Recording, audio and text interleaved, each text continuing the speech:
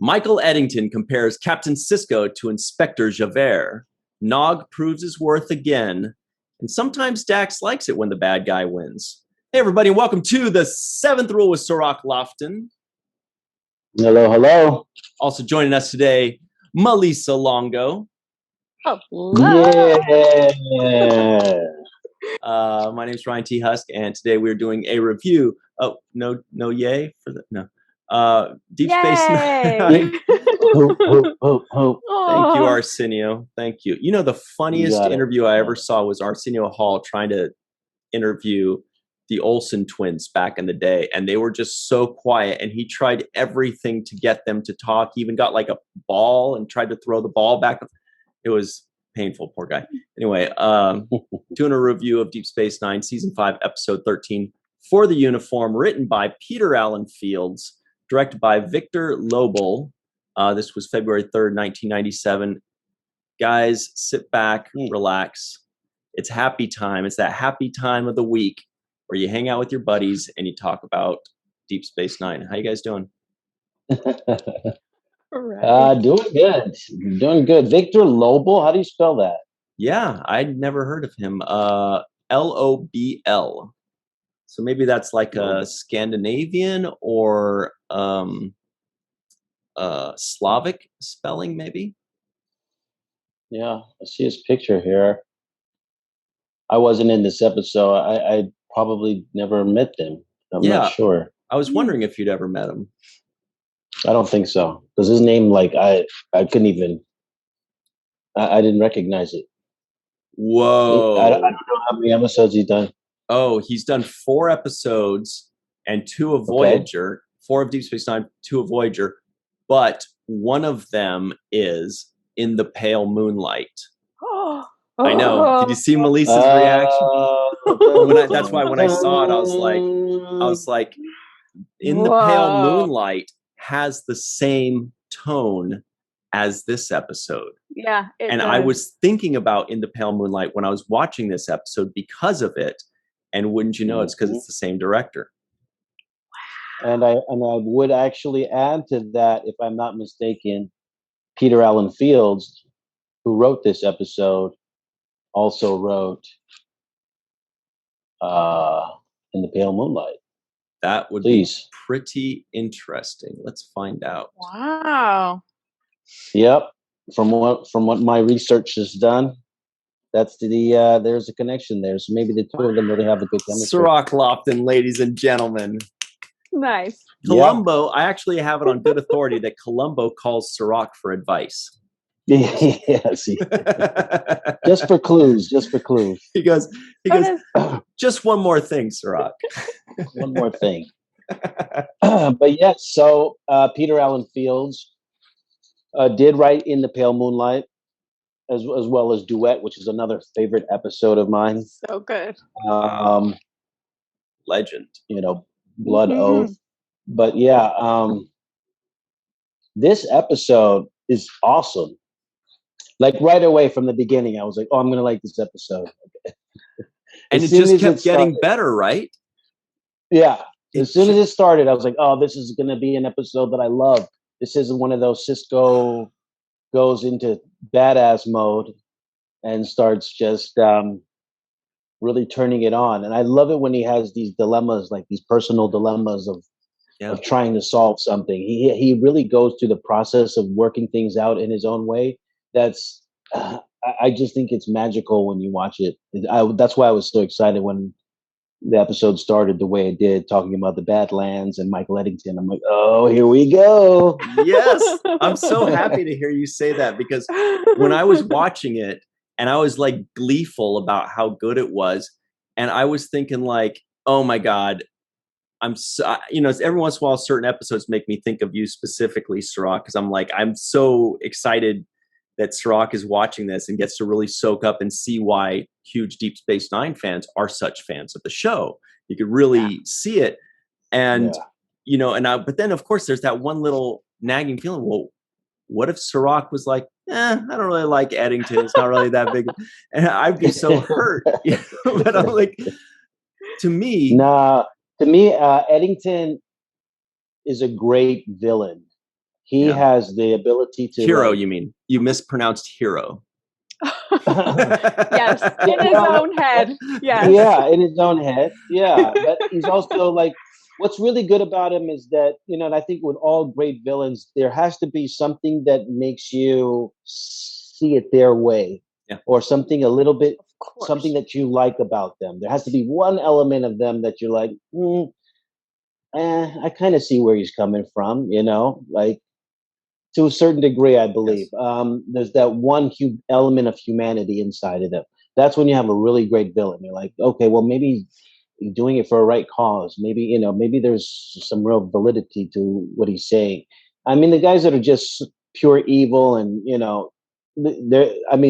know how to play it, but it doesn't have that kind of layered context to it, like the way Eddington does. I think the fact that we had grown with him throughout the season and we loved watching, I just always kind of was suspicious of Eddington. I always told you that. I'm like, I'm suspicious of this guy. You're like, who is this? Right. Who is this librarian? Yeah. What's he doing? Yeah. Yeah, and I didn't have many scenes with him, so I'm like, who is this guy? Like, why is he around so much? And what's he doing around here? He's got to have some kind of motive. So seeing that all play out and now watching him go kind of really be one step ahead of Sisko for the majority of this episode and kind of outsmart the whole DS9. It's like, wow, he had all this plan in motion a long time ago. He was programming the ship. He was doing all this sabotaging from years, like from the beginning when we saw him. So I really, right away, I was like, oh, this is going to be a great episode. I'm so excited. So, and it lived up to my expectations. So Melissa's almost done writing something down, which tells us she has something very important that she didn't want to forget to say. Or it's just like, don't forget to pay rent. She's writing down on. Oh, that's the one. That's the one. Don't forget to pay rent. No, I was just looking up the actor who played Eddington, and just to make sure that I got his name right. And I think he did a wonderful job as Eddington, because what's his name? Ken Marshall. Yeah, Ken Marshall. But I've disliked Eddington from the beginning. Yeah. It's like, Eddington. It's like when I watch the X-Files and Krychek comes on the scene and I'm like, Krychek. But that's good because, I'm just like, yeah, put you in the face. But I'm a pacifist. But a pacifist. Pacifist.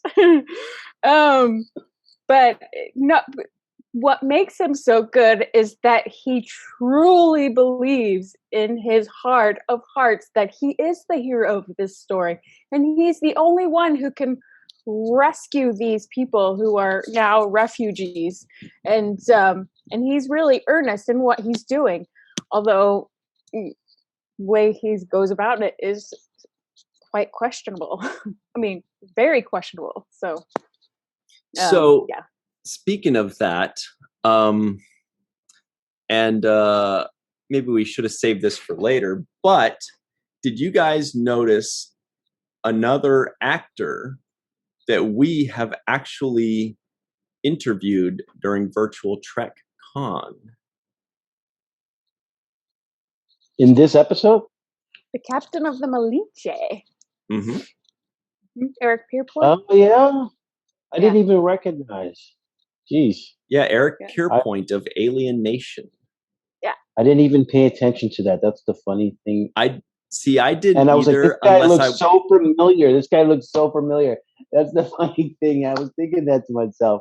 Where do I know this man from? But then I was thinking maybe it's like another star. He played, a captain in another episode, and I just didn't think about Eric Pierpoint. Yeah. See, I think I might have missed it, but I was prompted ahead of time by shout out to Marie Segal for mentioning this before I watched the episode. Otherwise, I may have missed it too, but she definitely told me ahead of time. Thank goodness. I did not. Yeah. You caught it right away, Melissa? Oh, yeah. Yeah. I've seen it for other stuff, so I'm like, oh, I like that guy. Yeah. And he did a fantastic job as well. I think, especially the scene where he was talking to Sisko about how he got played, and he was calling him foolish. He's like, I didn't mean to say foolish. I didn't mean to say foolish. And he was really trying to be careful with his words, right? Yeah. It's like one of those moments where you're like, let me watch what I say, but there's no really nice way to say it, right? You just got to say it. And Sisko asked for it. He's like, why have I been, taken off the case? And you're like, well, it's like the messenger who has to deliver a difficult message. And I thought he did it fabulously. Right. I thought he played that little moment with the tension was perfect. The really kind of, I'm on your side. I really like you, and I really support you, but orders are orders, and I got to do what I got to do. I felt all of that layered in his performance. Right. And it was cool seeing him. Obviously, when we saw him in Alien Nation, he had a big alien head, which makes him kind of unrecognizable in this episode. But really, I mean, the first time we've spoken with him was a few months ago, which was 24 years after this. So, I don't know, Melissa, good job. Good job catching. Very good job. Yeah. Yeah. Yeah. Well, and then I also noticed that because you know how they do the guest stars and there's only 3 in this episode. Wait. We give you all these compliments. What you're saying is you just saw it written at the bottom there when we missed that? No. I knew it as soon as I saw it, but I also read the names beforehand and I was like, oh, I know that name. Mm-hmm. But then, I'm like, I've seen him in other stuff. And I'm like, oh, I like that guy. Yeah, he was great.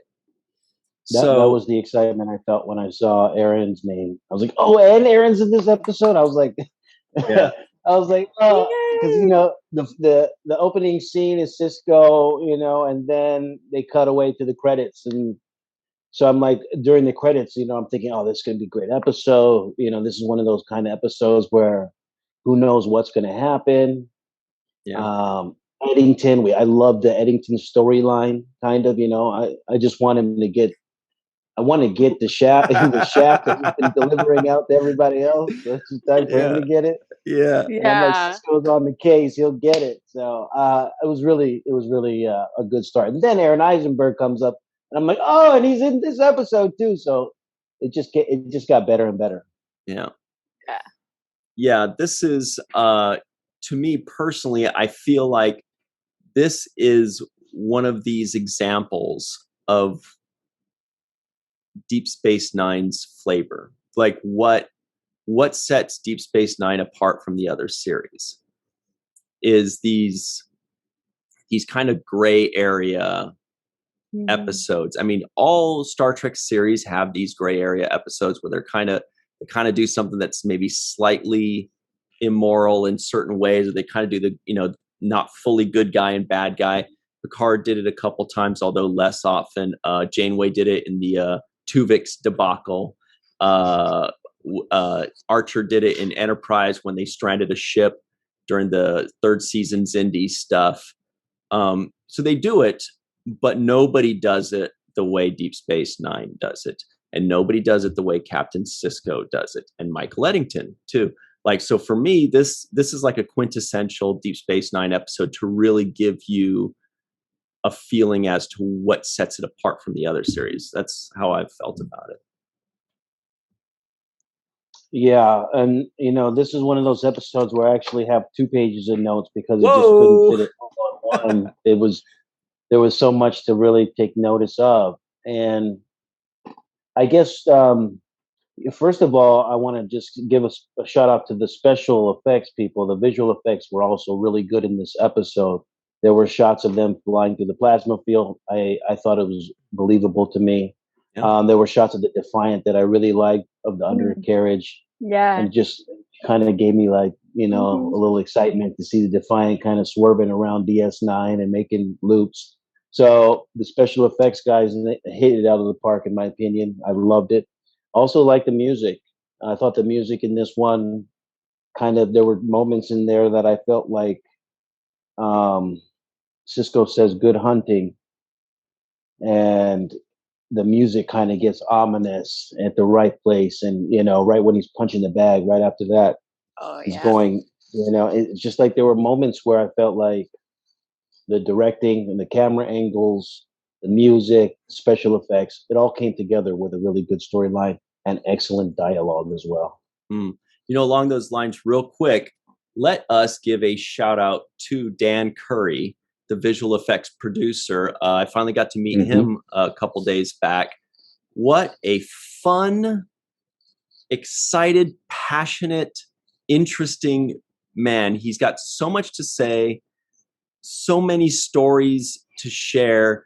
He's got like this infinite like joie de vivre, he's like, oh, what a cool guy. And so I'm glad you mentioned that, because that made me like scroll down and look, and I was like, oh, what do you know? Shout out to our buddy. So shout out to Mr. Dan Curry there. Did you guys, I thought that kind of reminds me of, and I know we're bouncing around, but did you guys notice that like minute and a half of ship porn that we got, where they're like aft thrusters on this? Yeah, I wrote it all down. The ship nerds were like, oh, rewind, play it again. I'm not even a ship nerd, but I played it back because nice. I don't know. There was that actually showed me like because you need that communication when you're on a ship. Oh yeah. You need that like kind of everybody's talking to each other and everybody's kind of working together for the same goal. I like that idea, so I thought it worked really well. Everybody was mixed in with their lines, so Nog would have a line, Sisko would have a line, Dax would have a line, then Kira, and they kind of went back and forth. It was like a dance.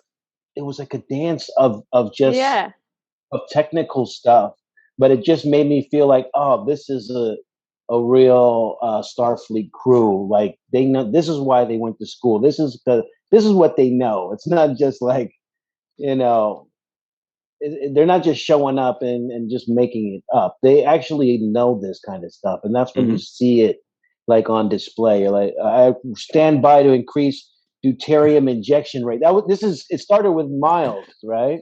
Configure driver coils for impulse speed. Set EPS taps at level 3. Sisko says seal the airlock and release docking clamps.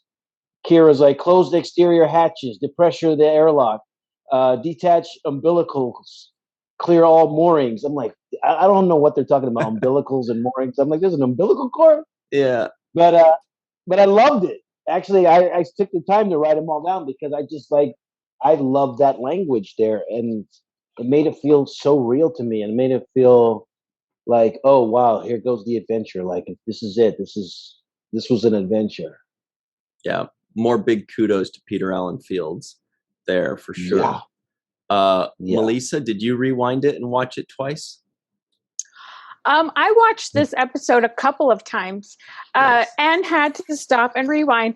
And the undercarriage of the Defiant, I rewound that to look at that because that was pretty cool. Yeah. I was like, whoa, whoa. And I had to rewind it to look at Sisko's boots. How cool are those boots? I was like, wow, those are sharp. But there's a lot of good moments where I had to pause, and I took a lot of notes too. Lots and lots. Whoa. Yeah. Wow. So, oh my God. Yeah. That's a lot of thumb typing. Yeah. Well, I was focused. But, and it inspired me to do some research outside of, why did they come up with certain names and for things. And I learned stuff too. So that's great. I always love that. Was the research that you did, was it on the ingredients for the biological weapon that they made? Was it that? No, I didn't get to that, but I did write it down to see if it was really a nerve agent. But but I did some research on the name the Malinche. Cool. Okay. Malinche, which is really fascinating that they named the starship, the Federation ship, the Malinche when it's commonly symbolizes treachery and betrayal in the Mexican language or in the Mexican culture. So in Mexican culture, because this is the first I've heard of it, is it a reference to a story about betrayal, or is it a character that betrayed someone? What is it exactly? It's about a woman who was born of noble blood, and her father died, and her mother remarries, and they have a child together. But they want the child of this new marriage to be the sole heir to the, whatever they have, their wealth.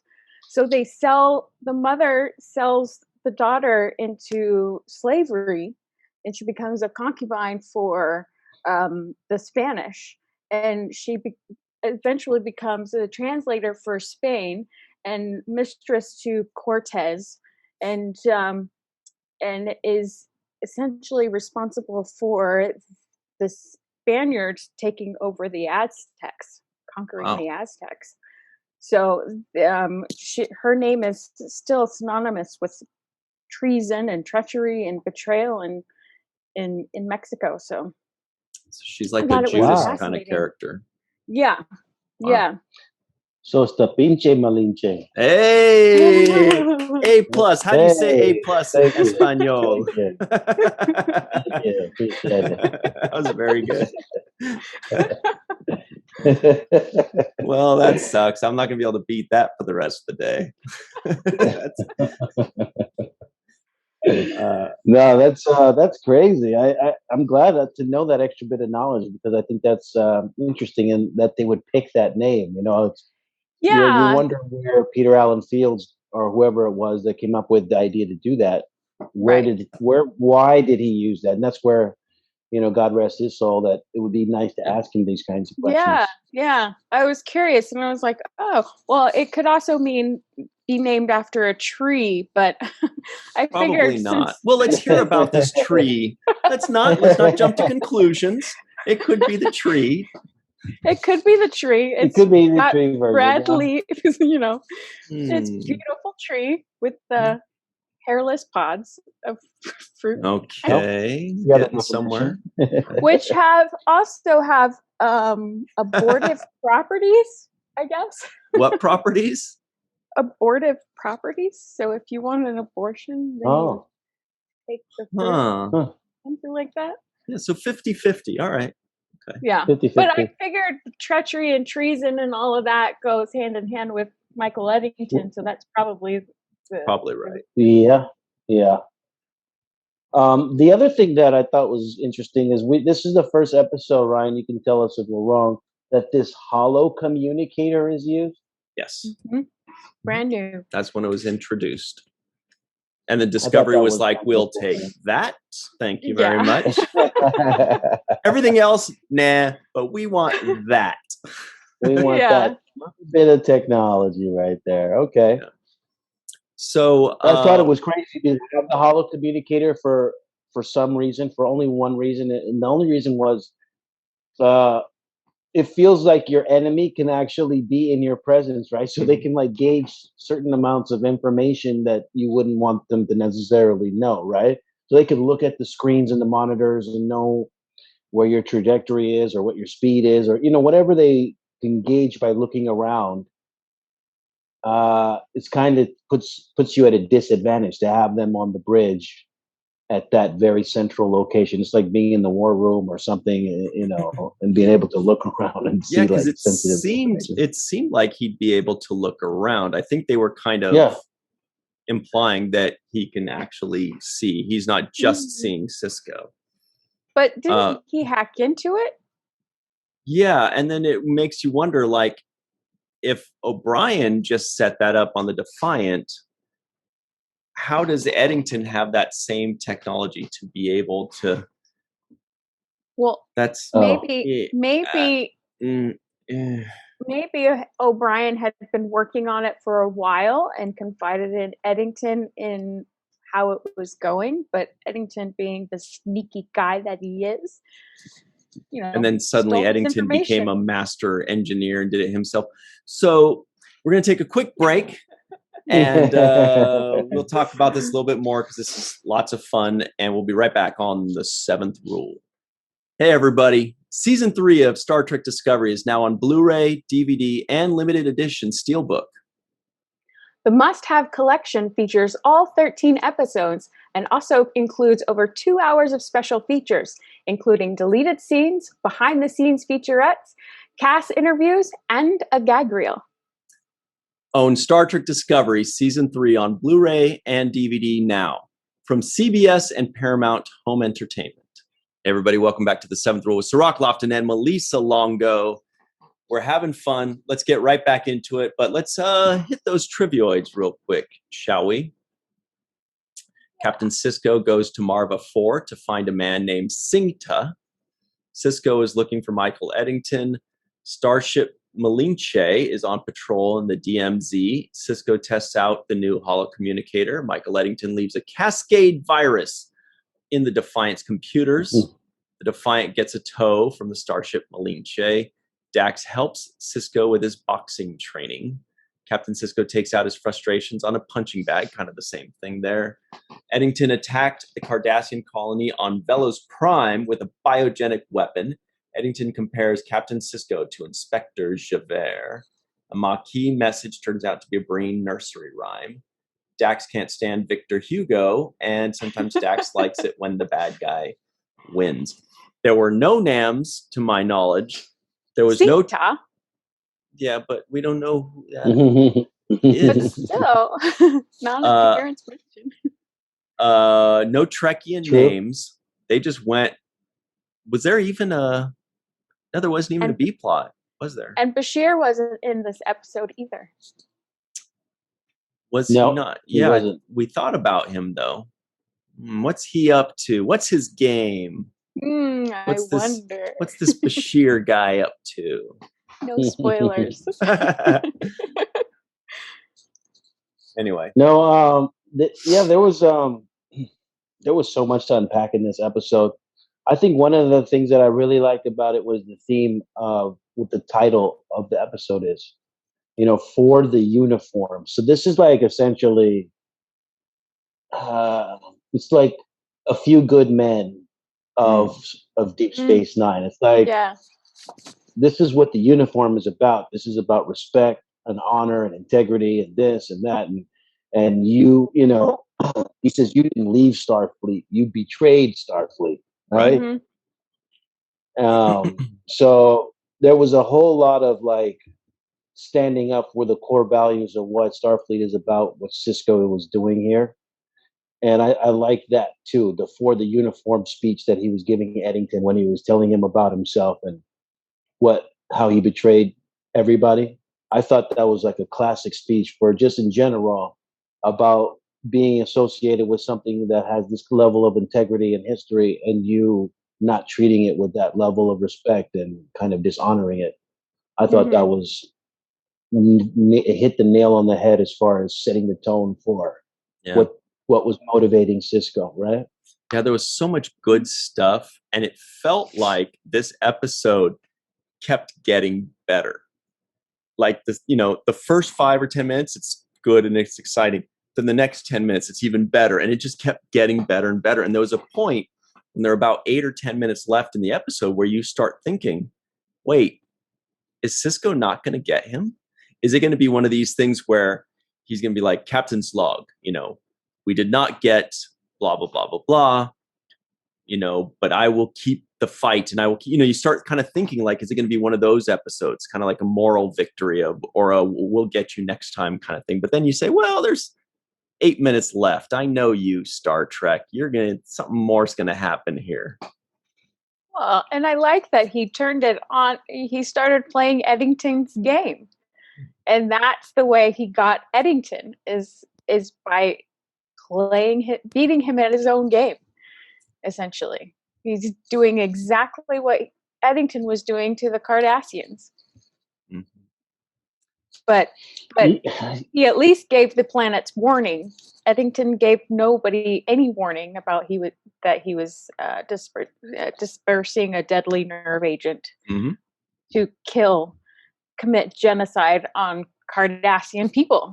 Well, he essentially. was just making them flee. He wasn't. Oh, but the Maquis aren't killers. You know, deadly nerve agent or not, we're going to shoot down this Cardassian transport ship too. So but I will Maquis aren't say, killers. though, they do a really good job of making it so that, look, if you were one of those colonists, one of those Maquis colonists, or if you were one of those people whose homes were given to the Cardassians, and there's way more to talk about there. But if you were one of those people, you would view Eddington as a hero. You would view the Federation as the villains. And Deep Space Nine does a really good job of saying, look, the reason you're rooting for Sisko is because of point of view. You're following his story. If we were following Eddington's story and the Maquis story, we'd be rooting for them.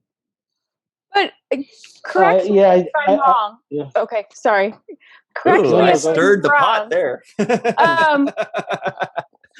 One, the planets in the demilitarized zone are in Cardassian territory and were initially Cardassian, right? They belong to Cardassia. I don't think so. Maybe, but I don't think so. Isn't that they were given to Cardassia because they were initially it was part of the peace treaty that was signed between Cardassia and the Federation. Yeah, but I don't know if they were originally Cardassian planets. I think what it was, and I could be wrong. I feel like it was in Cardassian space. So the Cardassians were just taking back what was theirs.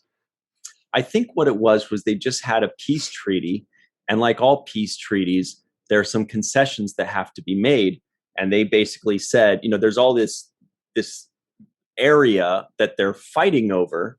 And the way they create the peace treaty is they kind of just like do a little zigzag line and say, okay, these are our plans. And it's never perfect because the Cardassians aren't going to get everything they want and the Federation's not going to get everything they want. But eventually they come to a decision. And then their lives that are affected by this peace treaty. And then there are some Federation people that are now suddenly in what is considered a Cardassian space or colony. And they say, well, hang on a second. We don't want to be Cardassian. And there are Cardassians that feel the same way. And that's how they got Deep Space Nine and Bajor, was that peace treaty made it so that now Bajor and Deep Space Nine are in Federation space. And that's why the Cardassians had to pull away. But yeah, I don't know. Maybe you're right that they were originally Cardassian planets or something. I don't really know. I think we're going to have to ask the nerds. The fans in the free-for-all. Yeah, because I feel like there was a war between Cardassia way back when. Right. Between the Federation and Cardassia. And then somehow the Federation ended up on those planets. But then, and I get it. People don't want to relocate, but it's not like they weren't given an option to not have a new home. Cirroc's engine is revving so hard right now. All right. Well, this is what I was going to say. What was the name of the other captain who was... Sanders. No, the guy who was leading the Maquis. Was it Calvin? Oh, Eddington. Oh, Calvin Hudson. No. Hudson, yeah. Yeah, Cal Hudson. Was it? Which is a very similar name to Cal Hutchinson, I've noticed, right? There's Cal Hutchinson and Cal Hudson. Very different characters. Yes, I know. Okay. Oops. So Cal Hudson, right? Yeah. That was the guy who was helping the Maquis, and didn't Sisko let him go at the end? Yes. Mm-hmm. Yes, he did. Yeah. Okay, and the reason he let him go is because even though he's fighting for the same cause, which is the Maquis, right? I mean, yeah, the Maquis. He's fighting for the same organization group, but his tactics were something that Sisko could vouch for. Like, all right, this is what you plan on doing. That's okay. And they had like 20 years of history of friendship too. I mean, that's also an important thing. They had the friendship, but he also had that. Cal Hudson wasn't doing something that Sisko thought was immoral or terrible. In this case, he's looking at Eddington. He's like, you basically released biological weapons on innocent people. And you can't side with that. So there would be Right. no instance in which I would watch this and be rooting for Michael Eddington's cause. Now, I could root for his cause, but not by his tactics to achieve the results of his cause. It's like, yeah, you're fighting for these people that got, their planet taken away from them, or they got their homes taken away. That's totally fine. You can be the voice of those people, but you sabotage DS9, you sabotage the Defiant, you send the biological weapons. I don't like. How can you condone that? If you were bringing your case to the United Federation and saying, "Hey, I'm going to be the voice of these people that are, not getting their due diligence, and I'm going to file the paperwork on their behalf so that they get their day in court," or whatever it is. Or if you help them fight on a ground level, like to retake their space, right? And you're like, all right, we're gonna mount an operation and take our land back. But doing it in the way that he did it, which is basically, I'm going to kill everybody on the planet if they don't evacuate and get the hell out of there. I don't see how you could possibly root for that. With no warning. Well, I will see that, and I will raise you a Major Kira, who is a terrorist that we do root for. And just recently, they talked in an episode about how she killed innocent children for her cause. And not because the children had done anything wrong, and not with any warning. But the difference is that Bajor was an oppressed planet. They were slaves. And that's how the Maquis feel. Right. They're not slaves, though. They're not put in internment camps. They're not made to process ore in facilities. They're not slaves to the Cardassians. That's the difference. They're fighting for freedom. Yeah, and also the tactics are different. Mm-hmm. If somebody, like Kira, picks up a gun and says, okay, we're going to fight on a battlefield, you're fighting on a battlefield against other soldiers. So you're not necessarily just attacking innocent people that have nothing to do with the decision, right? Fighting somebody man to man and saying, hey, we're going to fight it out. That's fair play, in my opinion. Two militaries, two armies saying, hey, let's go heads up. But once you start doing biological weaponry, or you start exterminating people who are innocent people who are not violent, who are not part of the war, who are not, doing anything, then that's where you've crossed the line. And I think it goes back to tactics. Yeah. Right. But if you'll recall, what I'm referencing is a couple weeks ago when we reviewed The Darkness and the Light, and the guy said that Kira made like this bomb, or Kira's team made this bomb that killed the guy that she wanted to kill, but it also killed 20 other people, including children that were innocent. So there were a lot of, terrible deeds done for what they considered to be the greater good. And that's what's cool about Deep Space Nine, is it gets us to go, boy, that's really terrible. Yet I understand why she did it. And Kira has had a lot of character growth from somebody that originally was like, all Cardassians must die, to a few years later going, there's a little bit of gray area there. And I kind of did some things, and there's definitely a little bit of retrospective, not necessarily that she would have done anything wrong, but that now she, and it first started in Duet, where she kind of started to learn that. Yeah. Well, I mean, we do sometimes root for people that are doing bad things. It's not always you're doing good things to get good results. Sometimes you're doing bad things to get good results, and I understand that. Spoken like Sisko's son, right there.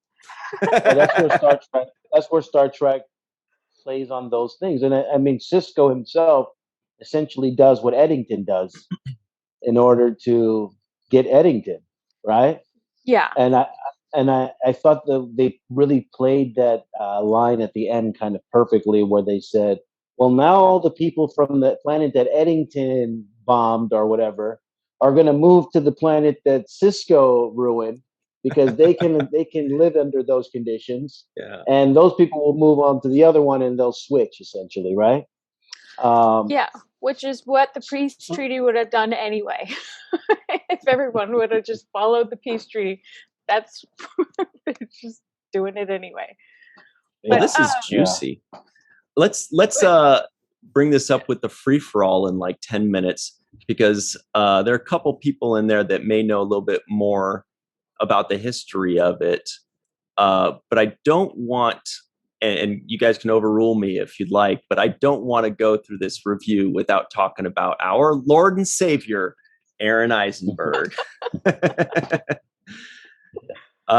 He definitely kept his ears open in this episode. Yes, he did. And it was another really cool thing to see him step up to the plate when he said, I forgot what the word was, explosions. And he was like, explosions. But then he immediately... Yeah, exploding. But he immediately recollects himself and says, yes, sir. Yeah. Sir, yes, absolutely. And then exploding? Yeah, said it to himself. That was great. I like that he's called upon to do like really one of the most important jobs at this very critical moment for everybody. So like he is their comm system. Everybody's relying on him in order to make stuff happen. And I like that he's the one that's chosen for that. And it's particularly like the nickname that O'Brien gives him in this episode. He calls him Mr. Academy. Yeah. He's like Mr. Academy over here. And so I would like to add that to the nicknames for Aron Eisenberg. Mr. Academy. Yes. That's great. Yes. It shall be done. It shall be done. So 2 weeks ago was that first moment that Nog, now finally officially a part of Starfleet, steps onto Ops and has his moment.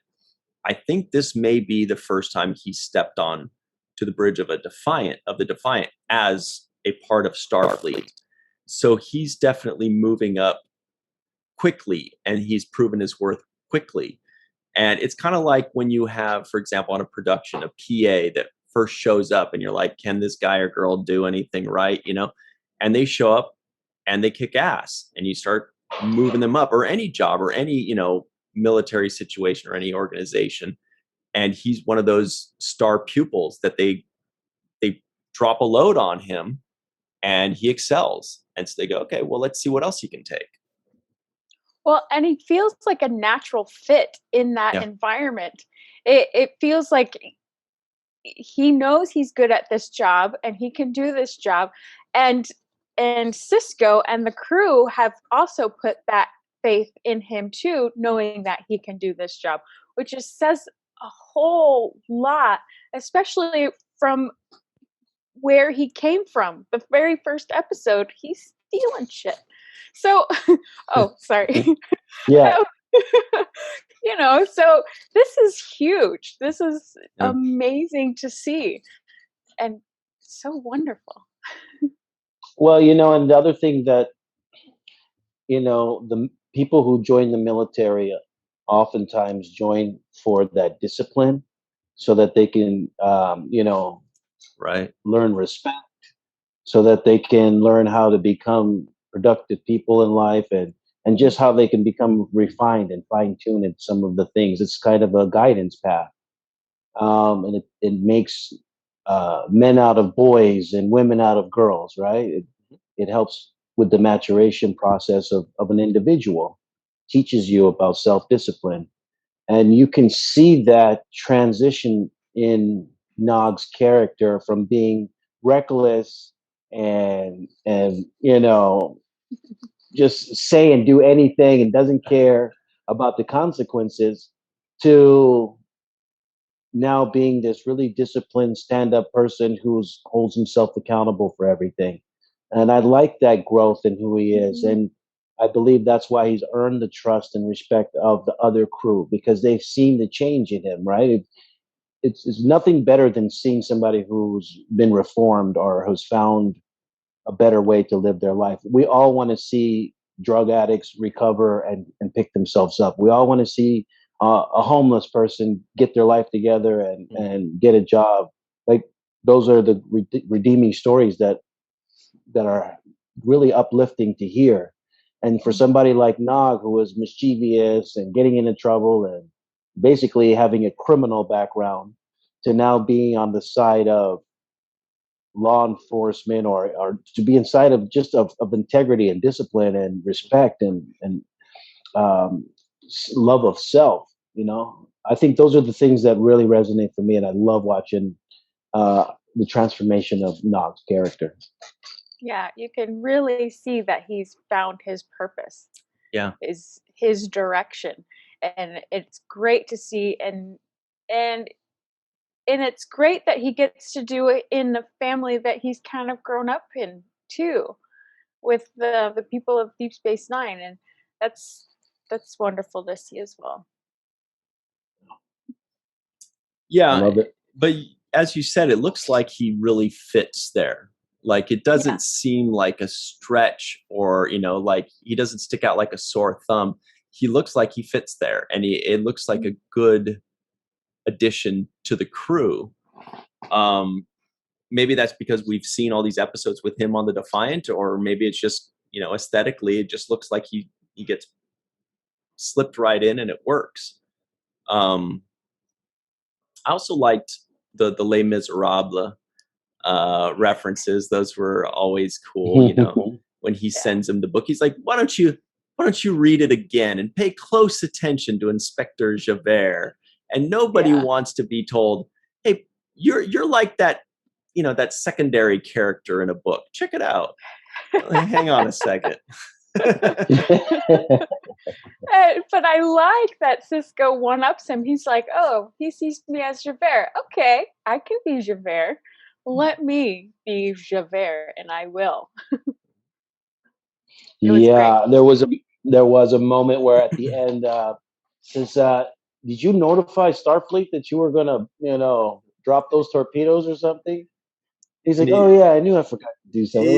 Well, he couldn't, because the comms were down. So how could he? Good point. He tried. He really would have. Boy, oh boy. Now we know who's representing him at the court martial. Melissa, you're on the legal team. Yeah. You are a hire. And the brain keeps things cold. Why do the brain keep things cold? They live on a cold planet? Yeah, they're a cold planet race. And I believe we get to see them later on, but they wear this suit that keeps them cold. They're basically like in a refrigeration suit everywhere they go. Okay. And nobody's actually seen what they look like because they're covered head to toe in this refrigeration suit. Although it's been said, I don't remember if it's canon or just implied elsewhere, that they look like wolves, like Arctic wolves. They're really hairy. But I don't know. I always thought it would be interesting if they explored the brain, because we don't know that much about them. Mm-hmm. And what would it be like to live on an Arctic planet? Picard, that's you guys. You guys got to cover the brain. We want to know. If Lower Decks does, they'll make them look like cute little puppies or something. It'll still be cool, but the brain are rad. Yeah. There was also a moment there when Sisko was giving the order to fire those torpedoes, and everybody, you could see Kira and Worf. They were both like looking like, are we really about to do this? Like, their reactions were priceless. Their reactions were priceless, and I like that the director caught those reactions and made sure to put them in there, because it made it more intense. Here comes the pick. It's time for the nitpick number 4.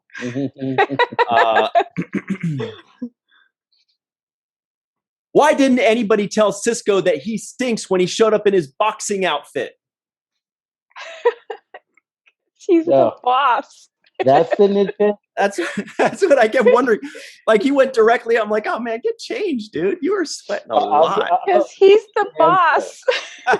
I'll give you. That's one. Melissa hit it right on the head.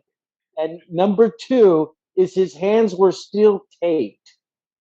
And never say anything bad to a person whose hands are taped for boxing. They literally Just like, don't talk really jive to somebody who's already got a mouth guard in. Yeah. You know what I mean? Jake Sisko guesses the IMDb score. Oh man, I love this episode. So it's kind of, I'm gonna be a little bit partial to how I liked it. So I'm gonna say that it was an 8.5. That's my guess, 8.5. Melissa, did you already check? You usually already know. I already looked. I felt like it was a 9, honestly, but it got an 8.0. Oh It no! What?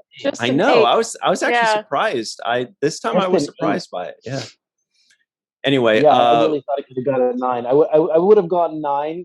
I just for some reason went a little bit lower, just to get the overall pool number. Right. The averaged out. Personal is 9. My personal is 9, but I was thinking it would be about an 8.5. But I guess it's lower than that.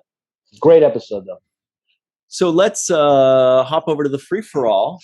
And we do want to give a special thank you to Carmen, a.k.a. Skillet, PJ, Tomas, TJ, Jackson-Bey out in Missouri, Bill Victor, Arucan, Yvette Blackmon, Homer, Freezy, Eve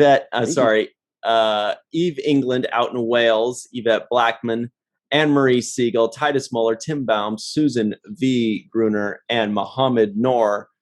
We'll be right back. Free for all. Hey everybody, welcome back to the 7th Rule. This is the free-for-all. We got TJ Jackson-Bey out in Missouri. We got Sue Gruner, PhD. We have Timothy Baum out in Mars. Melissa Longo's back. Homer Frizzell is SMHing all over the place.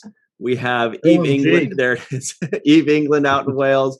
Mohamed Noor teaching us stuff. And Dr. Anne-Marie Segal not getting a shout-out this week, but she got one another time. So that's good. Oh, ouch. Wow. Oh, no, wait. No, she did get a shout out in this episode, didn't she? You did shout me out. No, you did. Actually, we just shouted her out right now. Yeah. I just got one right now. Two. Yeah, because you told us about Colonel Sanders. Eric Pierpoint. Mm-hmm. He said these are the things she can't do without. There we are. Tears for Fears, I think. Yeah. Come on. Come on. I'm talking to you. Come on. You missed that, man. That one.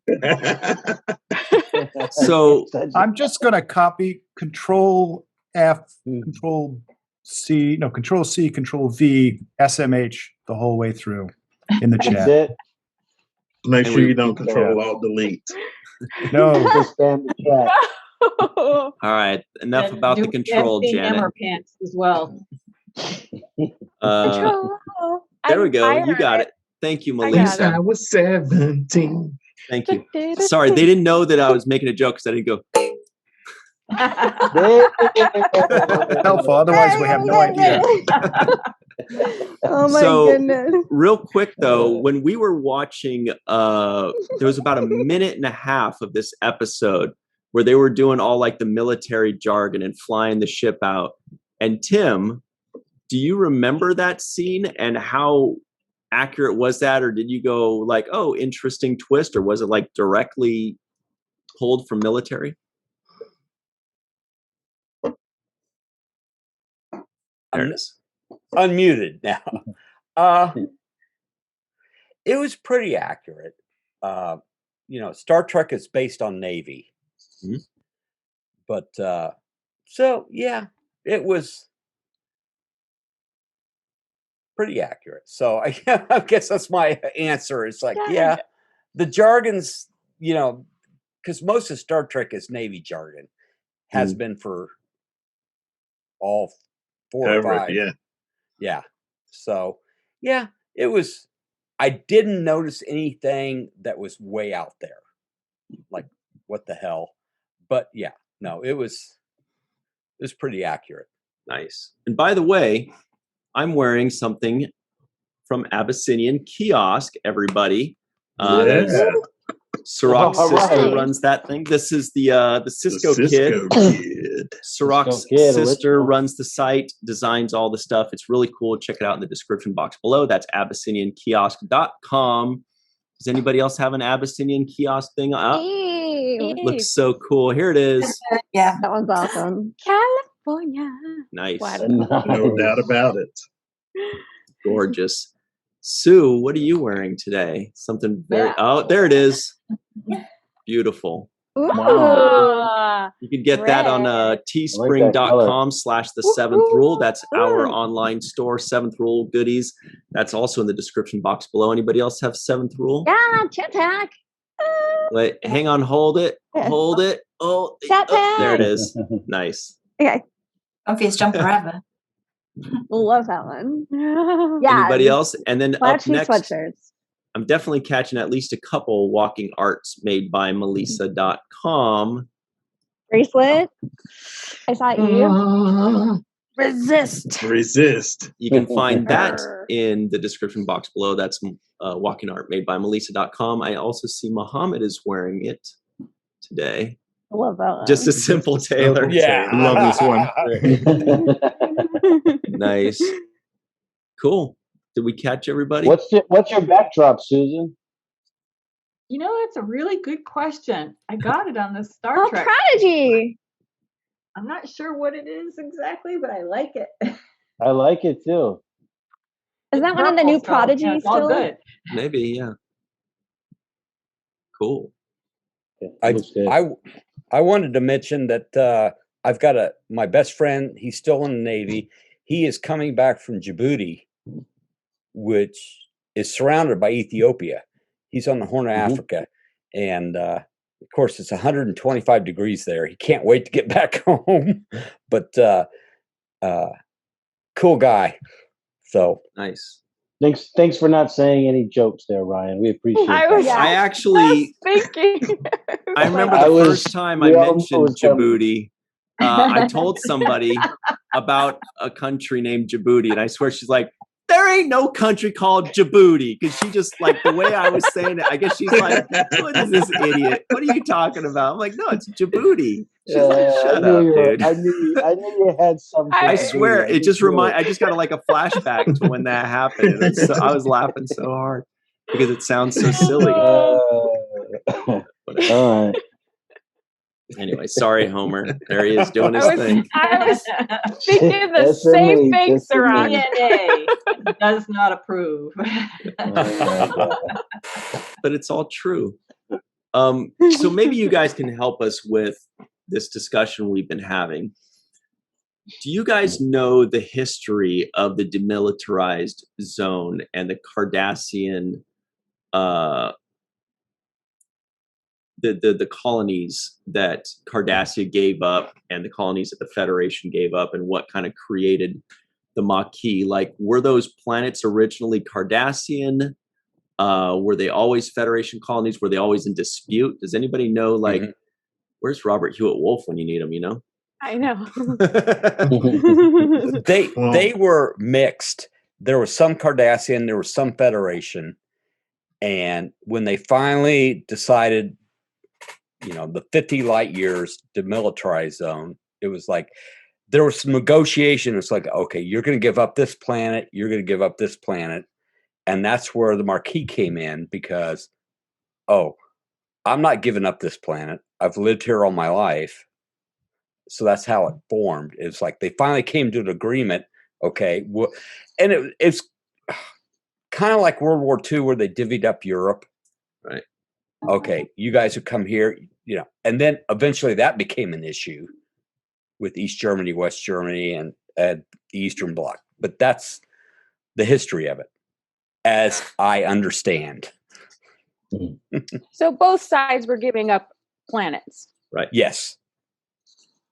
But it sounded like in TNG that when they first started talking about it, that actually the Federation ended up giving more up because just to make it stop, I think their war stop. Yeah. So that didn't sit well either with the colonists. And that's kind of the dispute, who gave up more. Mm-hmm. And so that's still, in the Star Trek universe, that's still disputed. I think, I remember Calvin Hudson saying that the Federation, one, gave away too much, and two, the deal was unfair because the Federation would honor the deal and protect the Cardassians, but the Cardassians wouldn't really protect the human colonies. Was the way that they felt. Yeah, I remember this from the Next Generation too, when Picard went to move the Indians, and I think that was Wesley's last episode. Also, it was, Nemesis. Interesting. Good episode. One of my favorites. That episode was good. Have any other thoughts on this episode? We were all blown away by it. Were you saying something, Cirroc? Yeah, my question was, but the whole reason they divvied it up was to end fighting, right? I mean, weren't there lives being lost in the process? There was a war going on, and so technically that stopped the bloodshed, if I'm not mistaken, right? So I mean, I know that there were people that had to relocate or whatever, but it was better than having people come and like blow you up and kill you, right? Yeah, it was in an attempt to save lives. Yeah. Right. Rather than so at least I mean, I just want to understand that the purpose was to stop fighting and stop bloodshed. So yes, there were certain places that were in the boundaries of those lines that they drew that may not have been comfortable with the people who were on the receiving end of it. But at the end, they were no longer threatened by this war. Right. Yeah. But the thing is like, it's definitely seems to be like it's for the greater good. We all see that, that's for the greater good. These two, groups of people are at war and they have to create, a non-aggression pact or a treaty, and nobody's going to be perfectly happy. And some people are going to be screwed out of the deal in some ways. But from the colony's point of view, they never signed up to be somebody's bargaining chip. Yeah. You know what I mean? Like they're like, hey, my home and my land and my family are not your pawn or not your bargaining chip. And Mohamed is nodding very powerfully. Do you have anything to add to this? I think you hit the nail on the head. I mean, like you said, there was loss of life, but it's unclear how much of that loss of life was happening in those areas. I mean, they may have been fine. So, they may have been, like you said, they may have been thinking, why don't you give away Earth instead of giving away our planet, right? Like, because Earth is off limits, punk. And it's not in the demilitarized zone. Right. Yeah. Anyway. But I think it's interesting. It's like I spent a lot of time in Korea, and we have a DMZ there. Mm-hmm. And the Korean War is still going on. It's a ceasefire. There's never been a treaty. But that stretch of land on the 39th parallel has actually become a biome of no humans have been in there. So they're studying all that. But it's like, yeah, the war's not over. And it's just between the Cardassians and the Federation. The war never really ended. But we agreed to a ceasefire, and this is our DMZ. And people in the DMZ are sorry, but you're in the DMZ, so we're going to give this to Cardassians. We're going to give this to the Federation. That's why you're stuck in between two superpowers, essentially, and you just got to deal with it. That's it. It's like, that's either that or mutually assured destruction. So it's like, what are you going to do? I had a question for you guys about, because I know you guys know about the science of a lot of things. And there was some science about in this episode talking about selenium and rhodium nitrites and synthesized cobalt diselenide and stuff. Did any of that stuff ring any bells, Anne-Marie? When it comes to like stuff that interferes with like plant growth and things like that, I don't know that much about botany. I'm no Keiko, but I do like when they talk about like targeted warfare, because it would be really easy to like, if you're so good at science that you know the genetic code so well, to target like certain things in one species than another. So that part makes sense and is really kind of the opposite of personalized medicine. Yeah, exactly. Yeah. Or like using it for bad. Personalized viruses, essentially. Mm-hmm. Yeah. I've always loved selenium because it's named after Selene, who is the goddess of the moon. Oh. over years. So okay, yeah. Wow. It's a weird obsession, but yeah, no. I thought he was going to say Celine Dion. Yeah. Or Selena. I was Or thinking Selena Kyle. Selena. It's Selena spelled Gomez. differently. So Or Kyle Riker. Gomez. Tim, you're dropping bombs today on them. 34, FYI, on the chart for chemistry. Number 34? Number 34. Nice. The atomic to weight know. is 78.97. Wasn't that Walter Payton 34? I don't remember. yes, I have one of his jerseys signed. Nice. Shaquille O'Neal too on the Lakers. All right. Okay. Shack Attack.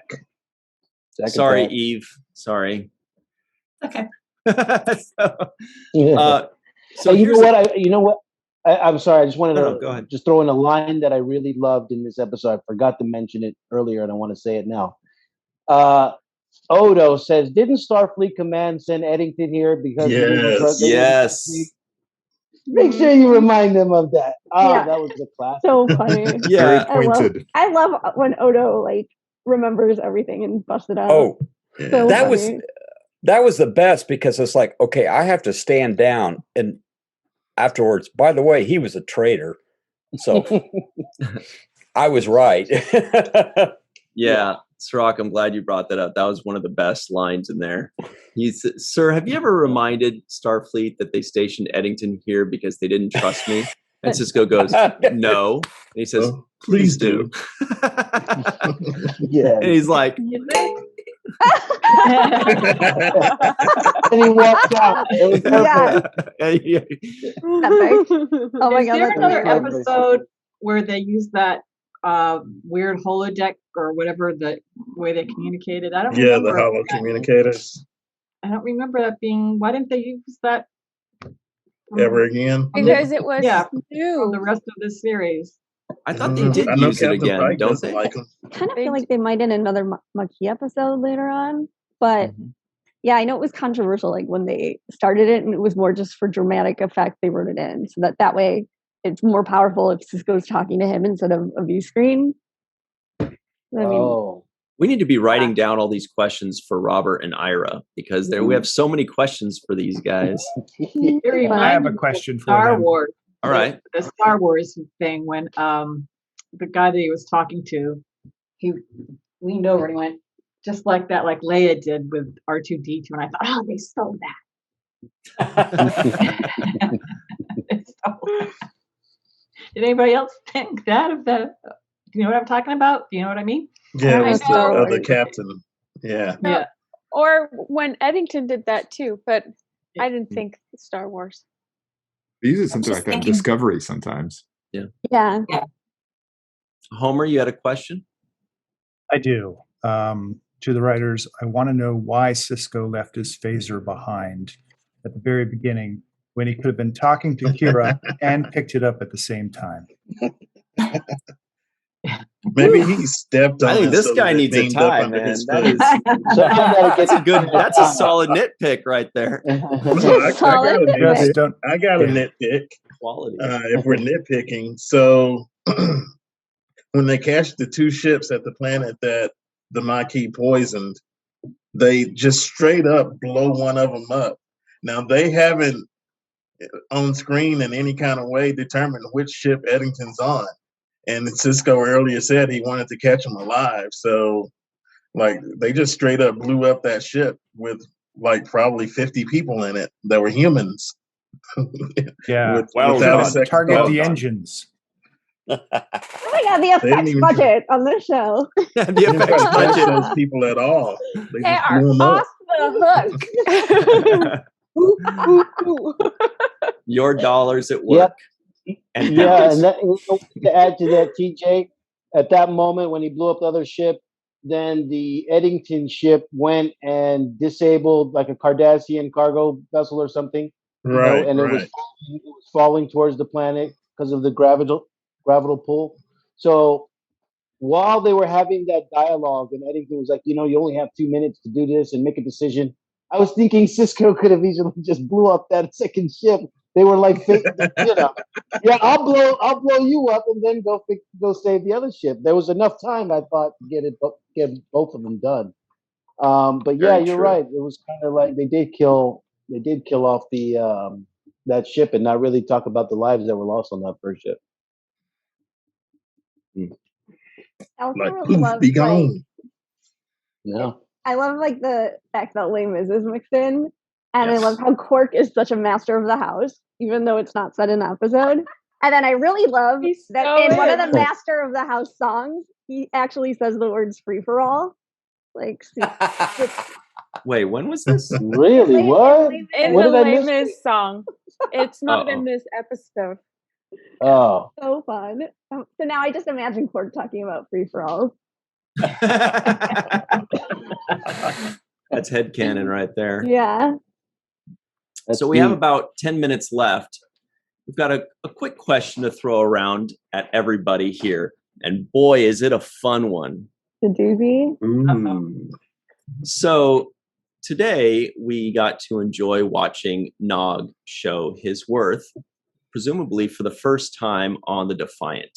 You know, a couple weeks ago, he got to show his worth for the first time in Ops. In the gym. As a member, yeah, in the gym, in Ops, and now in the Defiant. So he's definitely proving his worth. So my question to you guys is, if you were to prove your worth on the Defiant, what would be the skill or the talent that you would bring to the Defiant? Because with him, it was his great hearing. And, you know, so they needed Nog specifically to do it. I know it's a toughie.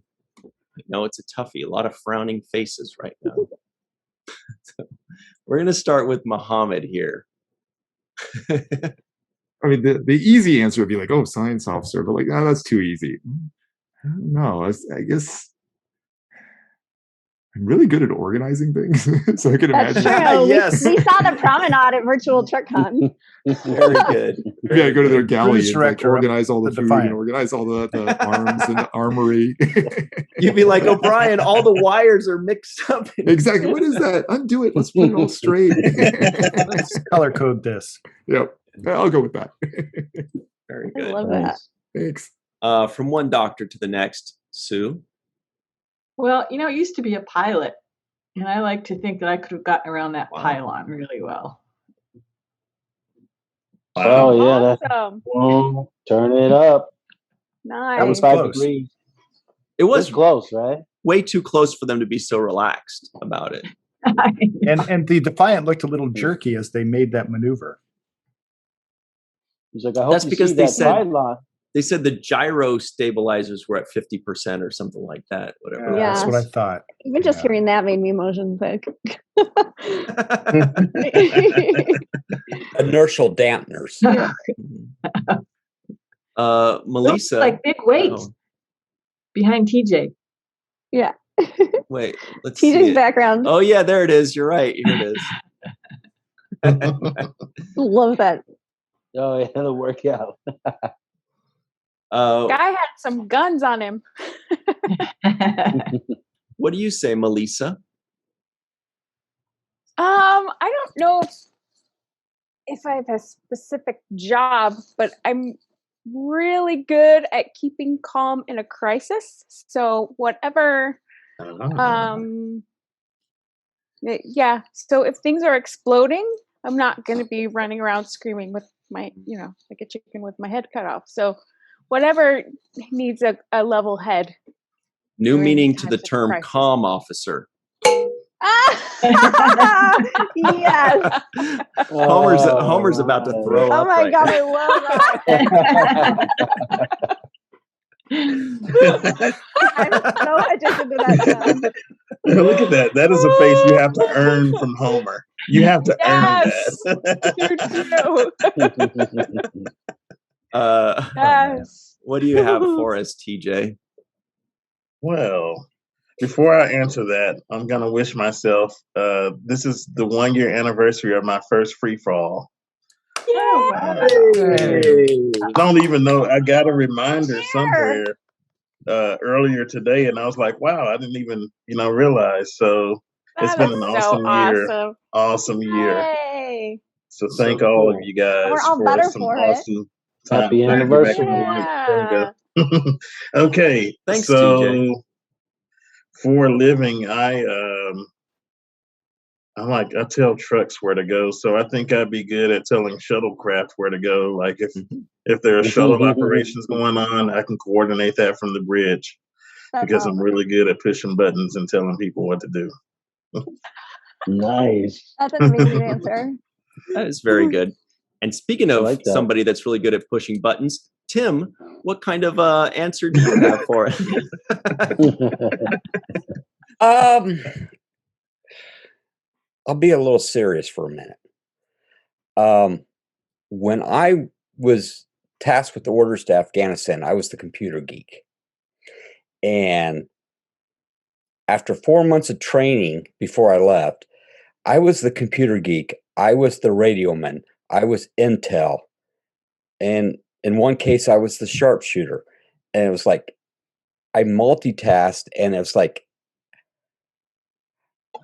one of my proudest moments was some of the young kids I was with were having issues back at home.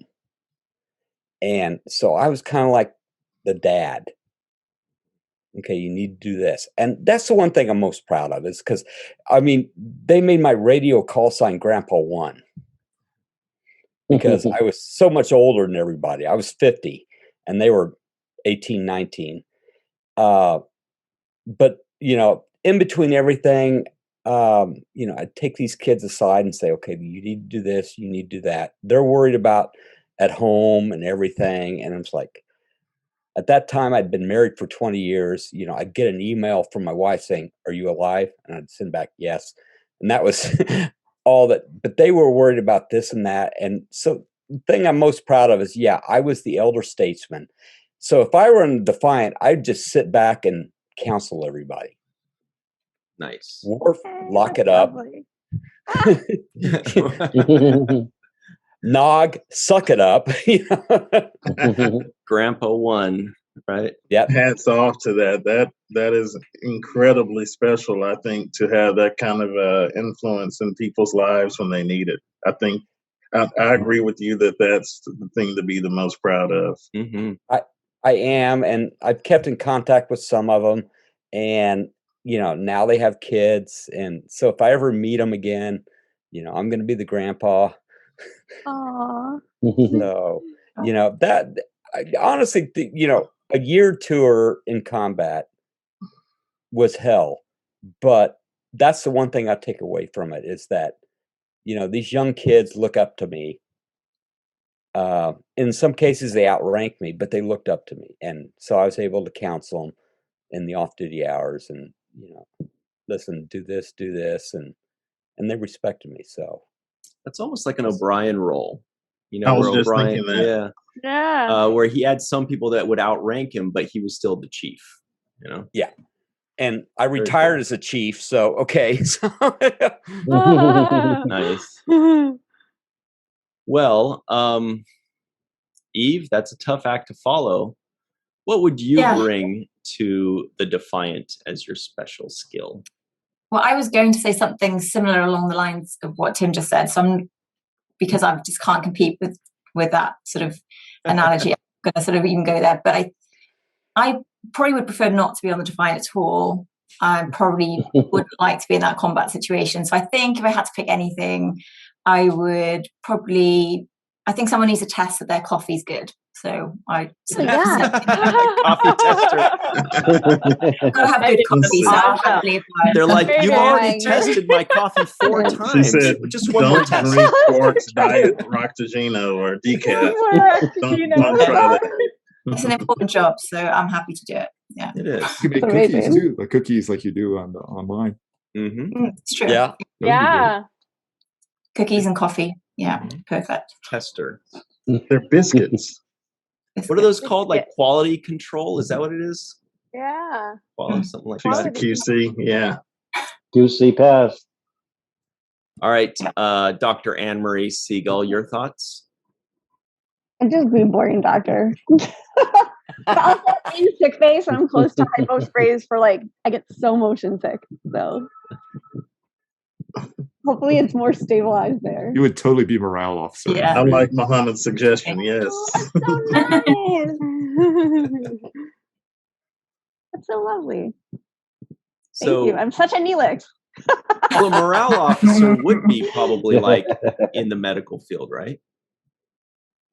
Mm-hmm. Oh, Or a chaplain. Or a cook, a galley chef, like Neelix is. Leola root. I don't think I would be on par with cooking in Leola root. Well, Homer, the pressure's on. Well, initially I was going to say I could keep calm in a crisis and I could maybe talk to Sisko, but then I'd end up a punching bag. And then I was thinking I could be the morale officer and I could do a briefing with Homer and Nog could relay that to engineering. But that has been said. So I think I'm going to be someone who would be on the bridge and I would be looking at an instrument panel and I would read out some numbers once in a while, and people may or may not listen to them. And I'd say the number I'll listen when you say 47.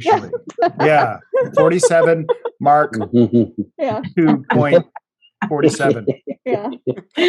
Homer's gonna get out. The shields are down to 47%. Oh yeah, wait. So Cirroc, like on Voyager, Neelix has a morning show. He tries to have a morning talk show called A Briefing with Neelix.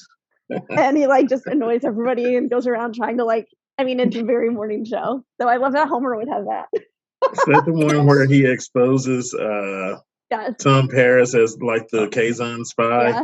Yeah. Spoilers, sorry. I just love A Briefing with Neelix. Yeah, and it wouldn't work on the Defiant at this time because the comms are down. So I'd have to get creative, and maybe I could put together a PowerPoint presentation and print it out and have it in the quarters for everyone to wake up to. That's awesome. Yeah, I'd have to bring this around a little bit. Breaking news: Eddington beat us again. Breaking news from last week. Yeah. Sisko is sick. Would you like my PowerPoint skills are not great? Would you like write a different one for every crew member, like special, like special for them, like be a comma chameleon? What? The short answer is no. Oh wait, what am I thinking? I'm a chameleon. Oh my god. Cirroc, do you have anything for us to round it out? Yes, save us. To cleanse our palate. I don't know if you can top that. It's fine if it's moonshine or something astringent like that too. Cirroc SM18. No, I don't know. I think I would just be going around writing about what I saw. I can't believe Nog is actually important on the ship right now. The whole thing is revolving around his communications. Oh my gosh! Yeah. Would you make us a sketch picture? Yeah, sketches. I'll make a sketch. And there was moments there where he would be talking, so it must be difficult for him to like have to repeat things because he gets the thing, and then you would hear him repeating in the background, right? While the conversation continues to move forward. And they did that several times where he'd be repeating in the background, so they'd lower the volume just a little bit. So you could still hear him back there repeating it, but I think that was some great work too. Great work. The timing is so perfect with the stuff on his ears, where like it's harder to hear. Like the timing is like spot on. Yes. And his uniform was the only one I liked. I don't like the new uniform. Oh, I love those uniforms. What do you guys think? I like the old ones better, but I loved they had the black and grays. Oh yeah. Did those become new in? Like, do we remember? It was just recently. Mm-hmm. Just recent. It was after First Contact came out. Okay. It just becomes important it becomes a plot point for next episode. So I'm trying to figure out which episode. Oh. Okay, but no spoiler. I think it's the next one. Yeah, it is the next one. I think it's uniforms. Yeah, but like the uniform is. I need to go back and find which episode they changed in a few episodes ago. Oh, gotcha. Yeah, it was in the last 4 or 5, I think. Isn't it the one when Quark and Odo were trapped on the planet? Oh, the Ascent? Ascent? Or the one I after? think that's right. Or Maybe. yes, So one of that was those 2 two. episodes ago. Yeah. Okay. All right. We'll say no more until next week. Yeah. Yeah. Okay. What's going on around Can't here? even wait. This one has uniform in the title. Yeah. Yeah. Or the This one uniform. does have uniform in the title. Or the uniform. You betrayed your uniform. I wanted Yeah, that to was get a great speech, by the way, by Sisko when he was talking about betraying the uniform. Yes, exactly. Tim, actually, I was thinking about you. I was thinking about you when that scene came on. And well, most of you know I spent my entire adult life in the military. My nitpick about comms is there is a protocol on how to do communications. And whether I'm actually flying a plane or just watching a show, it's like 3 is tree, 9 is niner. It's like, could you guys get this right? And I'm on the comms on the plane. I'm like, he says, go to 330 or 3,000 feet. I'm like, you mean 3,000 feet? No, there's certain rules about comms, how you say it. And, you know, Q is Quebec, but we say Quebec. Just so you can understand it on the radio. And it's like, okay, you know, most of the comms now are like higher tech than they used to be back in World War II. But still, the rules are in place. Use them. That's a good nitpick. I like that nitpick. Oh, it's a nitpick. Quality nitpick, yeah. Quality. Quality. Make sure you go to Warp Tree. Yes, Warp Tree. Exactly. That is hilarious. The warp tree scene. Original warp That would tree. be very confusing. All right, well, we Shields better it down run. to 9%. Yeah, DS9ers. Exactly. All right, so we do want to thank, of course, TJ Jackson-Bey out in Missouri, Sue, Tim, Melissa, Mohamed, Eve, Homer, and Anne-Marie. Thank you guys so much for joining us. Everybody at home, please remember to, you know, give this video a like, give us, you know, a 15-star rating. If it only goes up to 5, give it 5. And also, always remember the 7th rule.